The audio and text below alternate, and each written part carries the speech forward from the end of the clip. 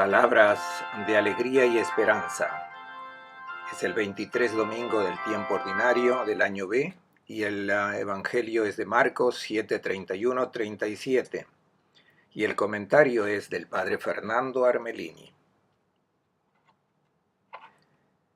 Después salió de la región de Tiro, pasó por Sidón y se dirigió al lago de Galilea, atravesando los montes de Decápolis. Le llevaron un hombre sordo y tartamudo y le suplicaron que pusiera las manos sobre él. Un buen domingo para todos. La semana pasada escuchamos una de las páginas más polémicas del Evangelio en el enfrentamiento con la religión judaica. Anteriormente Jesús ha tenido una discusión con los escribas y fariseos, a quienes declaró que su religiosidad era pura hipocresía. Se preocupaban de la impureza exterior y no prestaban atención a la impureza que les tendría que preocupar, que es la del corazón. Y dijo que sus prácticas y sus ritos no derivaban de la palabra de Dios, sino que estaban inventadas por los hombres, por tanto, sin ningún interés para Dios. Muy dura esta polémica de Jesús respecto a estas observancias de su pueblo. Luego regresa a casa, y esto nos ha sido mencionado la semana pasada, y tiene otra discusión también muy fuerte con sus discípulos, los cuales habían crecido con esta mentalidad. También ellos estaban escandalizados frente a esta dureza de las palabras de Jesús en su enfrentamiento con los escribas y fariseos, que eran los maestros de la vida religiosa. Y Jesús es también muy duro con los discípulos. Se ve que esta argumentación les preocupaba mucho a los discípulos. Y Jesús dice a sus discípulos: ¿con qué también ustedes siguen sin entender? ¿No comprenden que lo que entra en la persona desde afuera no puede contaminarlo, porque no entra en el corazón sino en el vientre? Y en este punto el evangelista Marcos dice que Jesús se levantó para ir solo a Tiro y Sidón. En el Evangelio de Marcos uno se da cuenta que Jesús se levantó, cerró la puerta y se fue. Se dirige a la región de Tiro y Sidón y allí encuentra a la cananea, que lo sorprende. Ella, que es pagana, lo sorprende con su fe. El texto de hoy comienza con la narración del retorno de Jesús de esta tierra pagana. Y lo que inmediatamente sorprende es el itinerario que nos describe el evangelista. Lo podemos ver en el mapa. Es totalmente descabellado. Parte de Tiro para dirigirse hacia el lago de Tiberíades, el lago de Galilea, pero pasa por Sidón. Debía caminar hacia el sur y en vez se dirige hacia el norte. Luego se dirige hacia el lago de Galilea, pero se encuentra en pleno territorio de la Decápolis. Nos preguntamos por qué el Evangelio introdujo esta descripción tan extraña. La primera razón es que todavía está en tierra pagana. Estuvo en Tiro, luego encontró a esta cananea y ahora se encuentra nuevamente en tierra pagana. Da la impresión que Jesús no tiene ninguna ganas de regresar a su patria, donde sabe que inevitablemente tendrá que encontrarse con la mentalidad cerrada, exclusivista de su pueblo. Da la impresión que quiere quedarse un poco más, un tiempo más, en esta tierra pagana de la Decápolis. Debemos tener presente algo muy importante.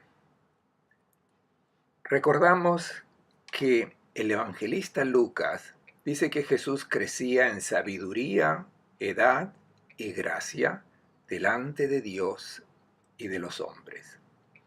Tengamos presente que Jesús es Dios, que se hizo uno de nosotros, un hombre que ha crecido en aquella cultura, que ha sido educado en esa religiosidad que es la de su pueblo. Y por tanto también Jesús, desde pequeño, aprendió a hacer todas las purificaciones, le enseñaron que los paganos son personas impuras, pero vemos que el espíritu que Jesús poseía en plenitud lo ha llevado después a comprender que estas observancias no respetaban lo que era la palabra de Dios. Y se ve muy bien que cuando Jesús encuentra a esta mujer pagana, se da cuenta que el pueblo de Israel, que consideraba a los paganos como gente impura, que no había que acercarse a ellos o tocarlos, no se habían dado cuenta de lo que era la verdad contenida en la palabra de Dios. Tal es así que muchos teólogos afirman que es la cananea la que ha convertido a Jesús. Esto es, lo ha hecho pasar de este exclusivismo que había heredado de la mentalidad de su pueblo y lo ha hecho pasar a la apertura hacia los paganos. En este contexto, vemos que Jesús ha hecho un salto cualitativo respecto a sus discípulos y los considera tontos porque no entienden que los paganos no son impuros, que tocar a un pagano no lo hace a uno impuro. La impureza viene de dentro, por tanto, es dar vuelta a la mentalidad religiosa presente en su pueblo. Jesús se encuentra entonces nuevamente en tierra pagana y realiza una curación. Vamos a examinar todos los detalles de este texto porque la manera como el evangelista Marcos narra esta curación es una catequesis. Jesús curó a esta persona, pero los detalles y el modo como el evangelista lo narra hace que se convierta en una parábola cargada de mensaje para nosotros hoy. Debemos, por tanto, prestar atención al lenguaje y a las imágenes que el evangelista utiliza. Por tanto, nosotros vamos a leer esta narración como una parábola que nos quiere hacer reflexionar sobre nuestra vida. Veamos los detalles de esta narración.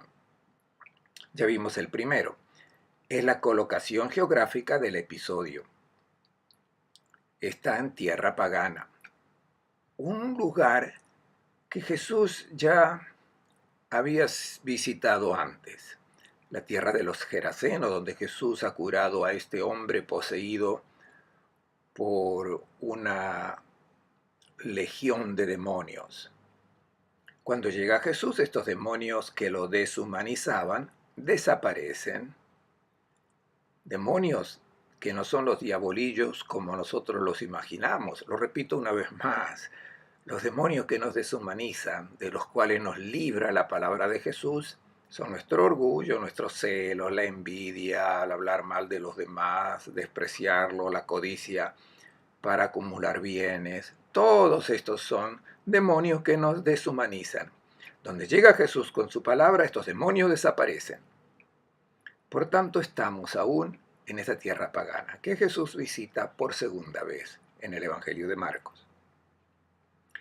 Segundo detalle, el tipo de enfermedad que Jesús cura. Es un sordo que hablaba con dificultad. No dice que era mudo, dice que hablaba con dificultad, un tartamudo. El término griego es muy importante, mogilalon. ¿Por qué es importante? Porque en el Antiguo Testamento es utilizado solamente una vez y una sola vez en el Nuevo Testamento, en esta narración de Marcos. Si Marcos utiliza este extraño término, mogilalon, quiere decir que está haciendo referencia a aquel balbuceo del cual nos habla el profeta Isaías. Presenta Isaías el pueblo de Israel como sordo y balbuciente, Isaías 43:8. Acabó en tierra pagana porque estaba sordo a la palabra de Dios anunciada por los profetas. Balbuceaba algo, pero permanecía sordo a esta palabra. ¿Y qué le pasó al pueblo de Israel? No había escuchado la palabra de los profetas. Se habían cubierto los oídos y acabaron en tierra pagana, esclavos. Cuando se está en medio de paganos y se es sordo, se vive de acuerdo a lo que se ve. Y así Israel también se ha adaptado a la vida de los paganos. Se transformó un esclavo de esta vida pagana. Recordemos esta imagen de la sordera que es empleada por los profetas. Zacarías que dice, se taparon los oídos para no oír, endurecieron su corazón como el diamante para no escuchar. El capítulo 7 de Zacarías, versículo 11 y 12. También Jeremías que dice de Israel, pueblo necio y sin juicio, que tiene ojos y no ve, tiene oídos y no oye. Jeremías 5:21. Y Ezequiel, Dios que dice al profeta Ezequiel, vives en medio de un pueblo rebelde, tienen ojos para ver y no ven, tienen oídos para oír, pero no oyen porque son un pueblo rebelde. Ezequiel 12:2. Esta imagen de la sordera se refiere a la falta de escucha, de recibimiento de la palabra de Dios.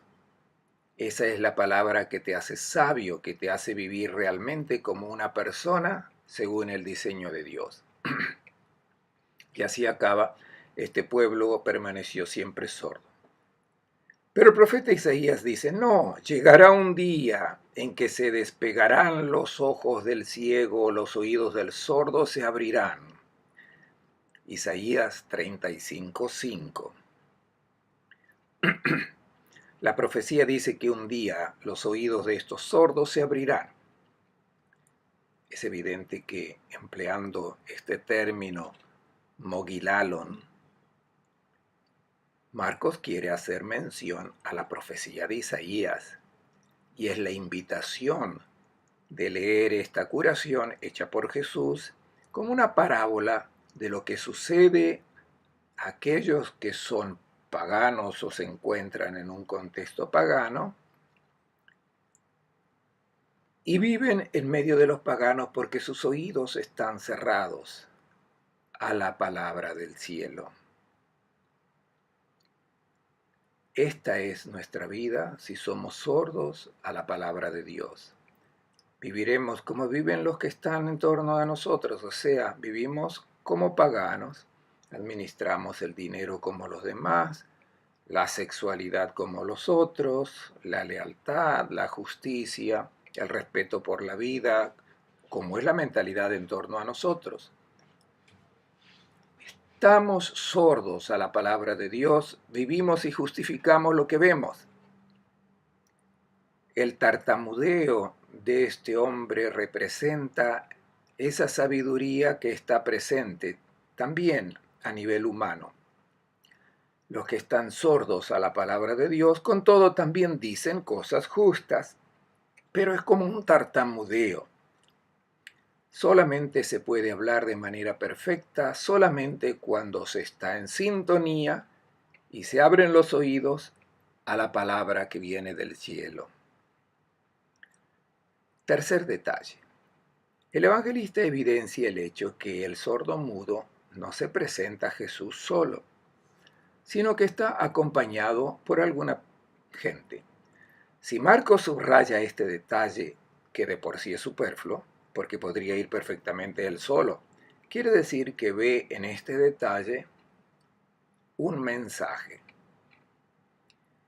El que es sordo, el que se deja llevar por lo que ve hacer alrededor suyo, se aficiona a su condición,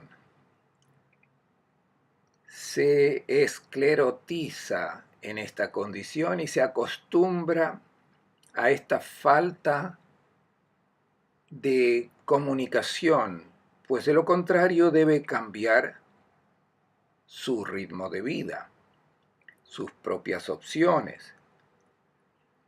Solo no se mueve. Es la imagen de los que están lejos de Cristo y no tienen fuerza ni menos la conciencia de la condición en que se encuentran. No se preocupan, siguen adelante como pueden. Es necesario que algún ángel se dé cuenta que esta persona tiene necesidad de abrir sus oídos a la palabra del Maestro, porque solamente esa palabra que luego, llegando al corazón, lo va a llevar a hacer opciones que sean realmente humanizantes. Este hombre tiene a alguien que lo quiere bien, alguien que se preocupa de su condición y quiere que él abra sus oídos para oír una nueva propuesta de vida. Son los ángeles, y esta es la palabra exacta, los mediadores de la salvación que viene de Dios. Estos ángeles son los que nos acompañan, los que acompañan al maestro, hacia el maestro, a la gente sorda. Lo llevan al Evangelio. Son los ángeles custodios. Son los que han encontrado al maestro, han hecho la experiencia del poder de salvación que está presente en su palabra. Cuarto detalle. Estos ángeles son aquellos que piden a Jesús que le impusiera las manos. Esto es lo que hace esta gente que quieren acompañar a un hermano, se dan cuenta que tiene necesidad de dar un salto cualitativo en su vida y oran, acompañan a esta persona con la oración. ¿Por qué la oración? Porque la oración, estos ángeles, lo mantienen con la justa disposición interior frente a este hermano que es sordo. Porque si no oran, se enojarán con él, porque es lento en el caminar, porque tropieza, porque tiene remordimientos de su vida anterior, porque quiere volver hacia atrás. Sin oración se arruina todo. Y quizás se sientan ofendidos también cuando le dicen, déjenme en paz. Y se enojan con él. Todo se arruina. Esto no sucede si hay oración. Es necesaria la oración de estos ángeles que acompañan al sordo hacia Jesús. Después de haber entendido el significado simbólico de esta sordera y de esta incapacidad para comunicarse, escuchemos ahora cómo sucede la curación. Jesús lo tomó, lo apartó de la gente y a solas le metió los dedos en los oídos. Después le tocó la lengua con la saliva, levantó la vista al cielo, suspiró y le dijo, Efatá, que significa ábrete. Al momento se le abrieron los oídos, se le soltó el impedimento de la lengua y hablaba normalmente. Les mandó que no lo dijeran a nadie.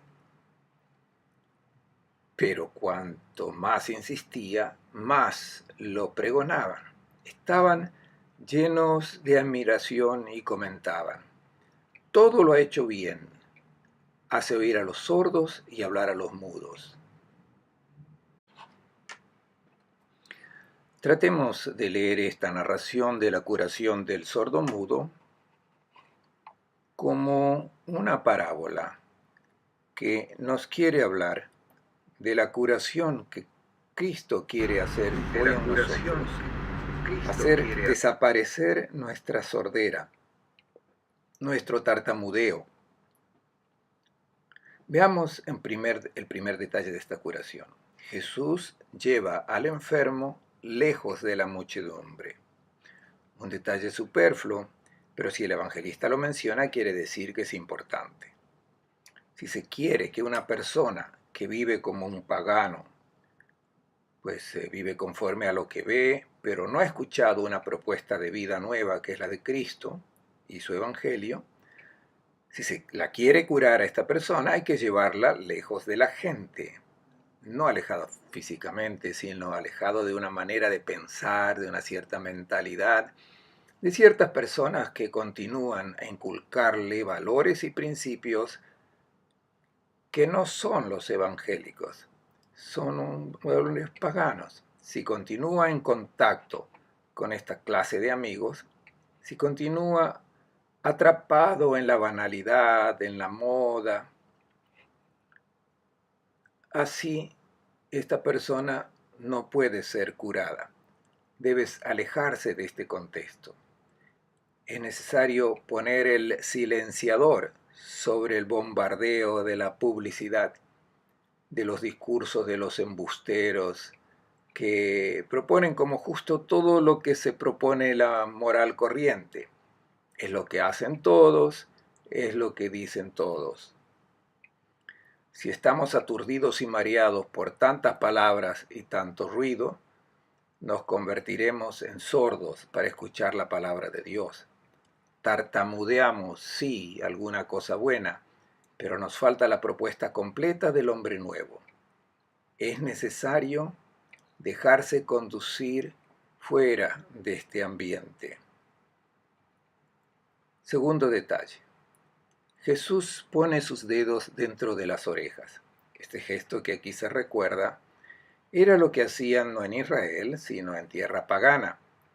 Y Jesús lo utiliza como gestos que sugieren o que quieren significar una verdad muy importante y muy profunda. No son gestos mágicos como los que hacían los curanderos paganos. Son signos significativos de una salvación que viene de Dios, que viene del cielo. Pone sus dedos en las orejas. Jesús habla en otro contexto del Evangelio del dedo de Dios. Y también el Antiguo Testamento habla del dedo de Dios. Recordemos el libro del Éxodo, cuando los magos dicen al faraón al ver los prodigios, es el dedo de Dios, Éxodo 8:15. En el Evangelio de Lucas, Jesús dice a los escribas y fariseos, si yo expulso a los demonios con el dedo de Dios, Lucas 11:20, el dedo de Dios indica la fuerza que viene de Dios, que viene del cielo. El que abre estos oídos es el dedo de Dios y hay que dejarse tocar por este dedo de Dios. Es un hermoso gesto del bautismo cuando hacia el final el sacerdote toca las orejas del bautizado cuando es una criatura y dice, el Señor Jesús que ha hecho oír a los oídos y hablar a los mudos te conceda escuchar pronto su palabra y profesar luego la fe.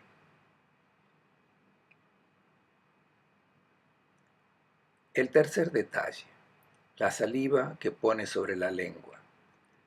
La lengua es la que nos posibilita hablar. ¿Cómo hablan los paganos? ¿Cómo hablan las personas que no siguen los valores evangélicos? Cuando la lengua puede ser movida por los demonios que llevamos dentro, que son el orgullo, la agresividad. La lengua habla de cierta forma, pero cuando se toca la lengua con la saliva para un israelita es la concentración del aliento del espíritu. El hecho que Jesús toque la lengua con su saliva, esto es, con su espíritu, quiere decir que después esta lengua habla un idioma diferente. Es el mensaje del que ha abierto sus oídos a la palabra del Evangelio. Y ahora su lengua ya no habla más de una manera pagana. Está guiada por otro espíritu, el de Dios. Un lenguaje de amor, de diálogo, de reconciliación, de perdón. Esta es la lengua del que se ha dejado tocar su lengua con el Espíritu de Jesús. Luego levantó la vista al cielo. Esto es para atribuir a Dios, y no a su gesto, el prodigio de la apertura de los oídos y de la lengua para hablar un idioma nuevo. Y se atribuye al cielo, al Padre. Y luego suspiró. Se han dado muchas interpretaciones sobre este suspiro de Jesús, pero creo que se puede aceptar la explicación más sencilla. Es un suspiro que también nosotros hacemos frente a tanta sordera. Pensemos, por ejemplo, en los padres que quieren abrir los oídos de su hijo o de su hija a la palabra del Evangelio y a veces lanzan un suspiro. Es un suspiro de descorazonamiento por la dificultad de obtener esta curación. Lo hemos intentado todo para hacerle comprender y nos hemos encontrado frente a un corazón, a una cerrazón de los oídos que solamente Dios puede sanar. Solo Él puede abrir los oídos y por tanto bajar al corazón su propuesta de vida. La insistencia de este detalle indica la importancia de la nueva comunicación que se da a aquellos que abren los oídos a la palabra del Evangelio. Luego pronuncia la palabra de curación, Efatá, ábrete. No se dirige a los oídos, se dirige a la persona que es invitada a abrir las puertas del corazón para dejar entrar la palabra del Evangelio. Ábrete a una vida nueva, ahora que has encontrado a Cristo. Al momento se le abrieron los oídos, se le soltó el impedimento de la lengua y hablaba normalmente. Jesús se preocupa siempre que los que han asistido a una curación física material que Él ha hecho, que no lo divulguen, que no lo digan a nadie.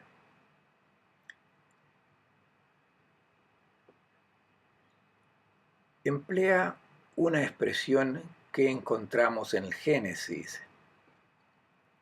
El pueblo que ha visto prodigios hechos por Jesús. Todo lo ha hecho bien. Es una referencia a la creación.